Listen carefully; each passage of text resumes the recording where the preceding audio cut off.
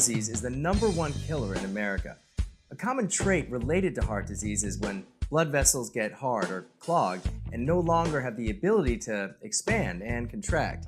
They then restrict blood from delivering oxygen and nutrients to the heart, literally choking your heart to death.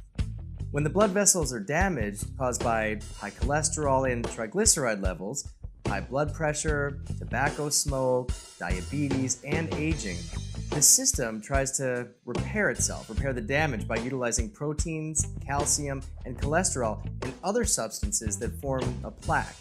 This plaque is hard and can crack. If damaged, the body will send platelets, which creates blood clots to clog the broken blood vessel. This can cause more blockage, restricting more blood and eventually stopping blood flow altogether. Any cells on the other side of this blockage will die. If it's your heart, you'll have a heart attack. If it's your brain, then you'll have a stroke. Cholesterol is a vital part of the human system. It's the structure of many hormones, a vital part of cell membranes, and also facilitates nutrients and waste in and out of our cells. But too much of a good thing can be bad for you. Our bodies create cholesterol, but also ingest it from the foods that we eat or produce it as a self-defense mechanism. There are good cholesterols and bad cholesterols. LDL is the bad cholesterol. It has a tendency to stick to the wall of our blood vessels, creating plaque and hardening to the vessels, making it hard for the vessels to expand and contract. This in turn makes the heart have to work harder to deliver the blood throughout our body and is the cause for blood pressure. HDL cholesterol is the good cholesterol because it doesn't stick to the vessel walls. In fact, it helps eliminate bad cholesterol from the blood system by lowering the risk of building up plaque. HDL is often produced by fat, especially vegetarian-based fats. It carries cholesterol to the liver to be metabolized and eliminated from the body. Studies have shown that one of the leading causes of high LDL is the consumption of sugar. Sugar is 60% glucose and 40% fructose. Glucose is used by every major cell in the body, but fructose isn't used by any, so it's converted to high-density LDL as a self-defense mechanism. This is why high fructose corn syrup can be worse for your body than normal sugar. Let's take a look at some spices that can help in the prevention of heart disease. That sounds great. Basil. A popular herb in the same family as peppermint. It is used to season sauces, soups, salads, and pasta dishes all around the world. Basil is rich in carotenoids such as beta-carotene, which can be converted into vitamin A. Beta-carotene is even a more potent antioxidant than regular vitamin A, as it not only protects the cells from free radical damage, but it also aids in keeping free radicals from oxidizing cholesterol in the bloodstream. Basil is also a good source of magnesium, which promotes cardiovascular health by relaxing muscles and blood vessels, improving blood flow and lowering the risk of irregular heart rhythms and cardiovascular spasms.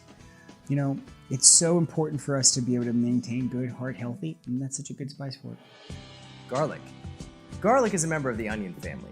Garlic has a history of human use for over 7,000 years for both culinary and medicinal purposes. It is considered to be many by a wonderful drug for its health benefits, including its ability to enhance the body's immune cell activity.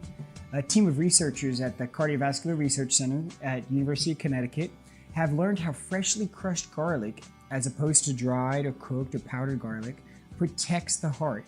Freshly crushed garlic generates hydrogen sulfide, also similar to the way onions do.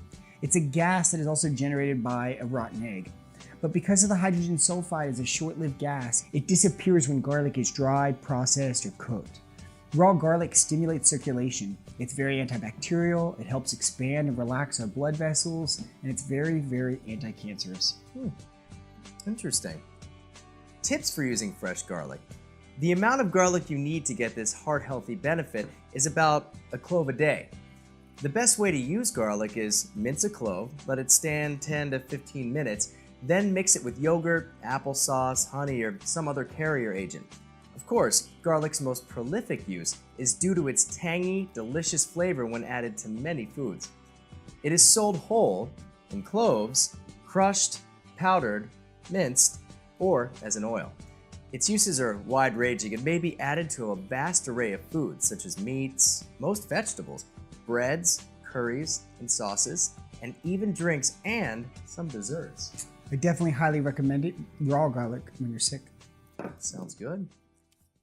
Tarragon is an herb hardy perennial native to southern Europe. Other names for it are estragon and little dragon. The French love the anise-like, almost licorice flavor of this herb and use it to delicately flavor eggs, chicken, fish, and cheese. Tarragon is also used to spice up vinegar, mustard, relishes, and sauces. Russia has a different variety of tarragon, one which grows wild and more subdued in flavor. Studies show that tarragon helps the inhibition of blood platelet aggregation, adhesion, and secretion, so this helps blood vessels stay elastic and healthy. The most recent studies show tarragon health benefits, most specifically in Russian tarragon. Russian tarragon helps increase muscle creatine absorption. This effect is similar to those muscle creatine absorption when the creatine is ingested with large amounts of carbohydrates. Since tarragon provides the same effects with creatine, the consumption of high doses of carbohydrates is no longer necessary. This is indeed promising ingredient in bodybuilding supplement manufacturing, and the property of tarragon may be further developed and used in weight loss management. Keeping muscle tissue high is very important in weight loss management because it has a big effect on how many calories you burn in a day. So it's important to keep your muscle tissue high. Cinnamon. Cinnamon is one of the world's oldest known spices. The tree is native to Sri Lanka, where it was found thousands of years ago. Cinnamon contains unique, healthy, and healing properties that comes from active components and essential oils found in the bark. Cinnamon is so good for helping balance the blood sugar, so when added to foods that might cause insulin spikes, it can be greatly beneficial. It's antifungal, it's antibacterial, that's especially good against candida. Studies have shown that a half teaspoon of cinnamon included in daily diet can help lower your cholesterol. The cinnamon added in your bloodstream helps reducing that bad LDL cholesterol, decreasing your triglycerides, so improving your overall total cholesterol. Cinnamon is a blood thinning agent which acts to increase circulation. This blood circulation helps significantly in removing pain. That way it's anti-inflammatory. It is believed that calcium and fiber presented in cinnamon provides protection against heart diseases. Including a little cinnamon in the food helps those suffering from coronary artery disease and high blood pressure. Reduce blood sugar levels by treating type 2 diabetes because several studies show that it helps balance those blood sugars, improving insulin sensitivity and blood glucose control by taking just a half a teaspoon a day. Improving insulin resistance can help weight control as well as decreasing the risk of heart disease. Insulin is the hormone that not only keeps your cells from breaking down fats, but keeping your body from absorbing the fats that you digest. So that's why people gain so much weight when they produce a lot of insulin. It's a very important spice for America, especially. Absolutely. Here's a side dish that you can serve with any meal that includes the heart-healthy ingredient, garlic. So let's get started making garlic rosemary roasted red potatoes. As you can see by the name, it includes the neurologic benefits of rosemary, one of which is memory enhancement. 2 pounds of red potatoes quartered, 2 large heads of garlic minced, 2 sprigs fresh rosemary chopped, 1/2 of a cup dry red wine, 1/4 of a cup olive oil, 1/4 of a cup butter cut into pieces, salt and pepper to taste. Quarter the potatoes, mince the garlic, chop the rosemary, slice the butter. So first we're going to take the potatoes and add them to the roasting pan. Now we're going to take the butter and put it over the potatoes. Now we're going to add the olive oil and the white wine, about 1/4 of a cup. Now we're going to take the garlic and the rosemary and sprinkle it evenly over the potatoes. Salt and pepper to taste. And now finally we're going to put them into a preheated oven for about 30 to 35 minutes or until crispy and golden brown.